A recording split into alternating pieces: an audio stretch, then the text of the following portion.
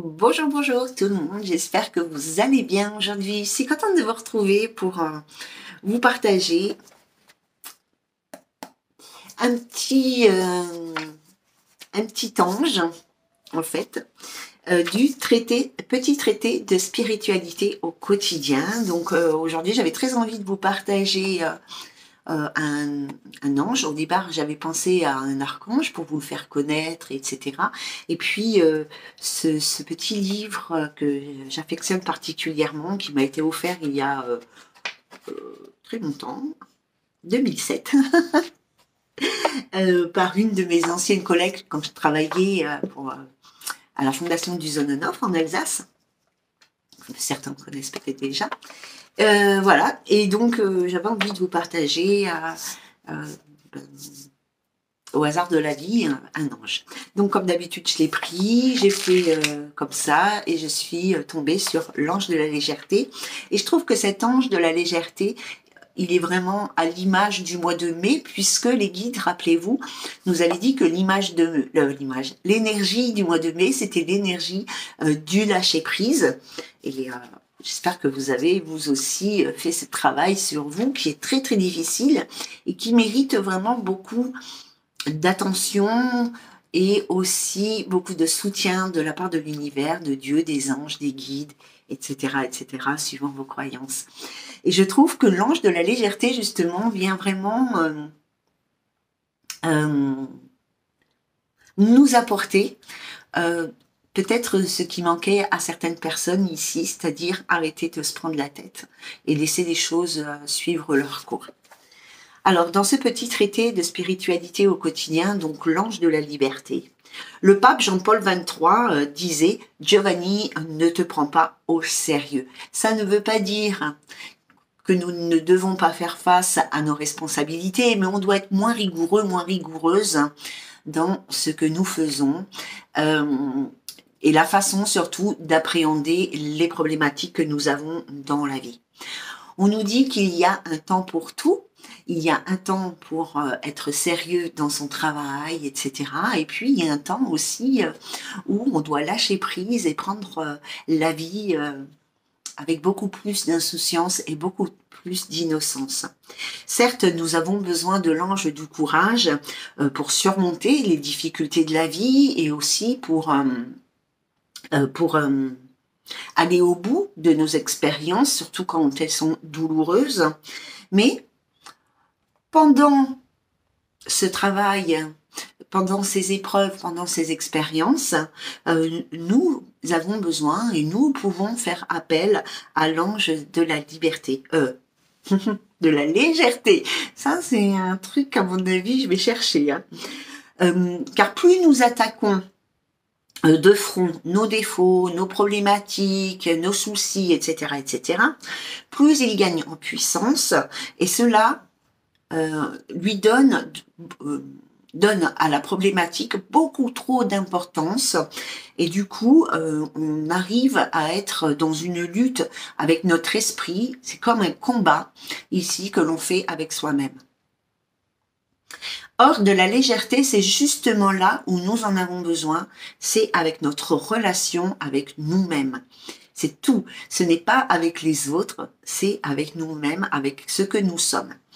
Il y a beaucoup de personnes qui restent bloquées dans certaines situations, dans certaines problématiques, etc., etc., parce qu'elles sont beaucoup trop sérieuses, elles font preuve d'un sérieux qui est limite mortel, et du coup ça leur fait nourrir beaucoup d'énergie négative, puisque ça les met dans des positions d'échec, de stress, d'angoisse, etc. Et du coup, voilà. Alors je reprends un petit peu. Alors on nous invite ici à cesser de lutter contre nos défauts, en fait, puisque je pense que ce sont, entre guillemets, ce que nous, les humains, nous appelons nos défauts, qui prennent le dessus quand nous sommes dans des situations de problèmes, de situations extrêmement compliquée ou extrêmement douloureuse, émotionnellement, physiquement, peu importe. Et donc, du coup, je sais plus où j'en suis.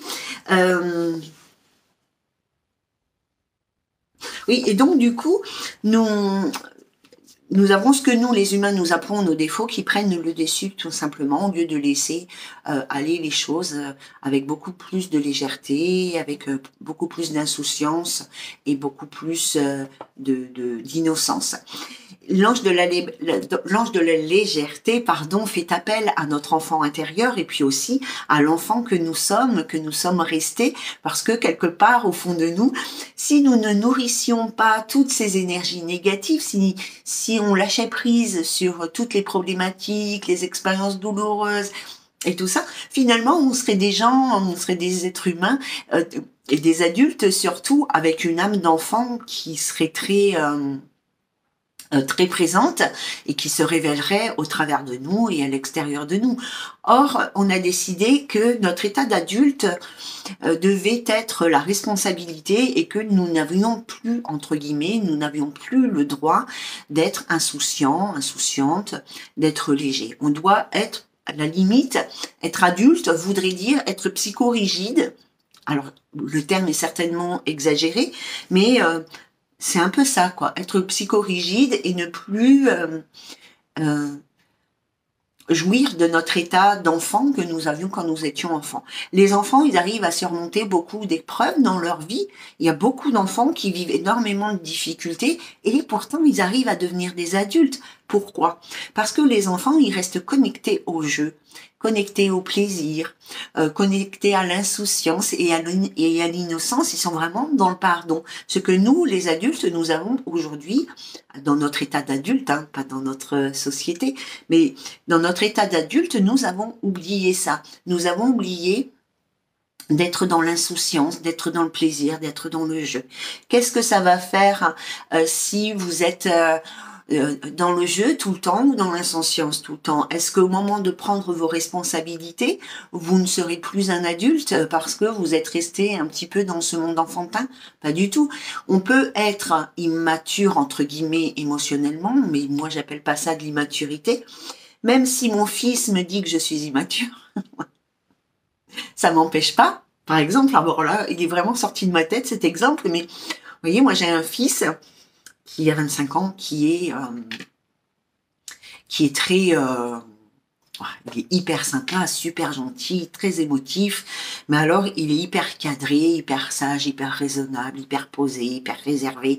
Enfin, si on peut ne pas le voir, on le voit pas. Et moi, je suis plus exubérante, on va dire, mais moi, j'aime rire, j'aime jouer, j'aime m'amuser, j'aime écouter de la musique, j'aime danser. Voilà, je suis la première à prendre ma brosse de cheveux pour chanter devant la glace. Enfin, s'il y a une connerie à faire, je vais la faire. S'il y a une bêtise, un truc drôle à dire, je vais le dire, même si ça fait rire que moi. Et donc, mon fils, lui, il trouve que je suis immature parce que j'ai ce comportement-là. Et un jour, pendant le confinement, il m'a dit, ça va être dur ce confinement avec toi parce que t'es vraiment immature. Je lui ai dit, bah non, pas tant que ça quand même. Il m'a dit, si, à 14 ans, on n'est pas mature. Enfin, c'est très drôle en vérité, mais n'empêche que je l'ai quand même élevé quasiment toute seule. Hein, enfin, en tous les cas, ces dernières années, et que je suis très fière de l'homme qu'il est devenu aujourd'hui. Ça l'a pas empêché de faire des études. Après, je m'en fous des études, hein, c'est pas ce qui compte, mais il a fait ce qu'il a voulu faire, ce qu'il a aimé, et il a réussi.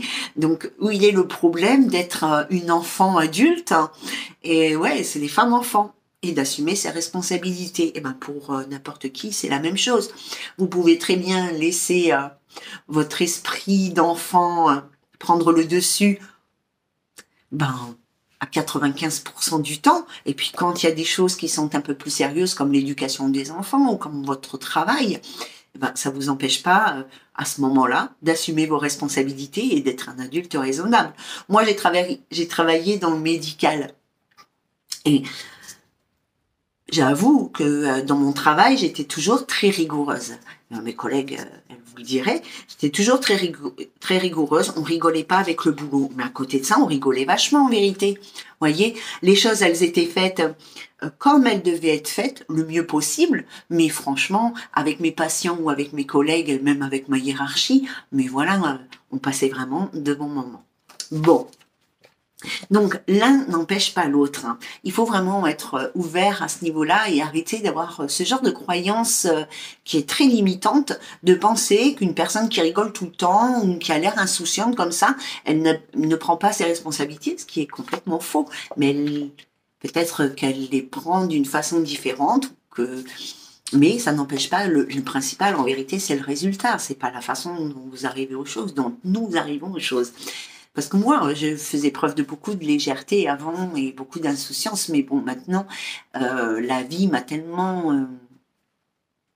ça a été tellement compliqué ces dernières années pour moi que c'est vrai que je suis beaucoup moins légère et je le regrette beaucoup d'ailleurs. Hein. Donc l'ange, alors je sais pas où j'en suis, mais c'est pas grave. Donc l'ange de la légèreté se propose de nous amener à plus de liberté dans nos rapports avec les autres. Qui vit comme moi dans la communauté d'un couvent sait qu'il ne faut pas toujours tout prendre au sérieux, sous peine de se compliquer artificiellement la vie. Je trouve que ces mots à cette personne, donc Anselm Grün, qui a écrit ce livre, sont beaucoup plus appropriés que ce que moi je vous dis dans mes expériences. Hein. Voilà, enfin, il touche vraiment au but. Donc lui, il a vécu dans un couvent, hein, donc c'est un peu, c'est difficile. Après, moi, je suis partie en retraite spirituelle dans un couvent pendant une semaine. Bah, franchement, c'était pas, à part le silence, parce qu'on n'est plus habitué à vivre sans téléphone, sans musique, sans internet, ou sans jacasser toute la journée. Mais vraiment, c'était super sympa. Alors, voilà, bon, l'esprit de légèreté ne consiste pas à tout prendre à la légère, à être négligent. Il s'appuie au contraire sur une profonde confiance en soi, en l'univers, en Dieu, aux anges, etc., au flux de la vie. En fait, on vous invite ici à faire confiance au flux de la vie, confiance que l'univers s'occupera non pas de tous vos problèmes, mais mettra le temps qu'il faudra pour résoudre chaque situation comme il le faut. Alors, et cet esprit de légèreté, c'est que nous ne sommes pas obligés d'exhiber des justifications. On n'est pas obligé de vivre parce que les codes sociaux, c'est comme ça. On a 30 ans, on doit faire ça. On a 40 ans, on doit être comme ça. On a 50 ans, on doit être posé. Pas du tout. C'est pourquoi il n'est pas tellement grave d'échouer parfois. Attendez. Ça en plastique comme ça m'irrite les oreilles. Lorsque nous ne sommes pas à la hauteur de notre propres images, nous nous irritons seulement contre nous-mêmes. On se met des... en fait, on se met des... Vous voyez, mais alors, ici, on se met des challenges qui sont beaucoup trop élevés et qui nous empêchent quelque part d'être nous-mêmes, qui nous empêchent quelque part d'être rayonnants, lumineux. Enfin, c'est même pas ça que ça nous empêche d'être, mais vraiment de sans cesse être dans le jeu. Parce que en fait, de l'autre côté, ce qu'ils veulent, c'est qu'on soit vraiment des personnes joyeuses. À la limite, ils voudraient que nous vivions vraiment tout le temps dans le plaisir, et même dans les difficultés de la vie, n'ont pas envie que nous nourrissions les difficultés de la vie, mais que on les laisse partir et que on continue, on avance, que tout est joie, tout est plaisir, tout est légèreté, même quand c'est compliqué et difficile. Ici, hein. Il y a quelques semaines de ça,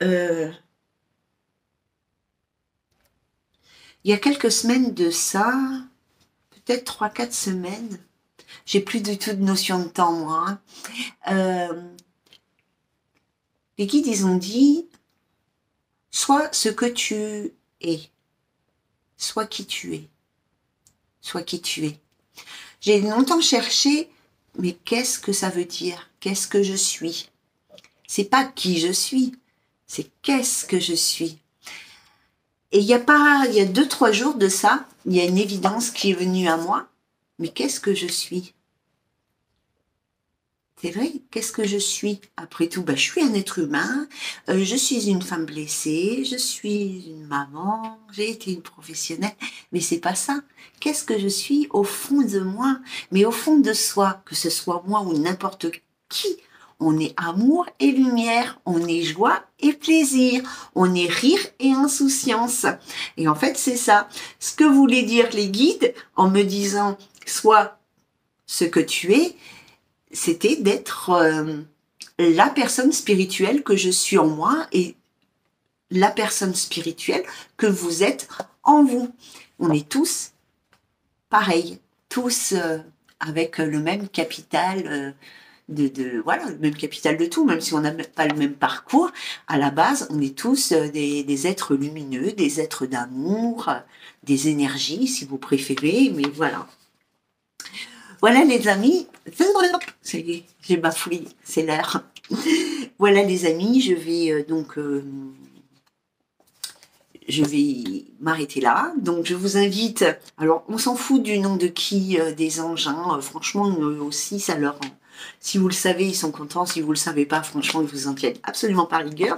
Mais je vous invite ces prochaines semaines ou quand vous sentez qu'il y a quelque chose de lourd qui arrive sur vous, je vous invite à invoquer l'ange de la légèreté, tout simplement, en lui demandant, ange de la liberté, de la légèreté. Il va falloir que je regarde l'ange de la liberté, moi. Hein. C'est peut-être aussi se libérer de beaucoup de contraintes et peut-être de beaucoup de croyances, on verra ça. Mais voilà, je vous invite à invoquer l'ange de la légèreté de la façon la plus simple possible. Hein. Vous savez, il faut arrêter avec les croyances qu'il faut faire les trucs tac tac tac. Ça c'est pour les coincés qui veulent vous faire penser qu'ils savent mieux les choses que vous, mais c'est absolument pas le cas. Hein. Dites juste, ange de la légèreté, je t'invite dans ma vie et je me nourris de ton énergie d'insouciance.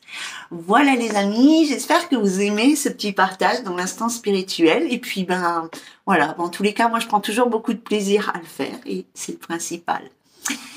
Donc j'espère que je vais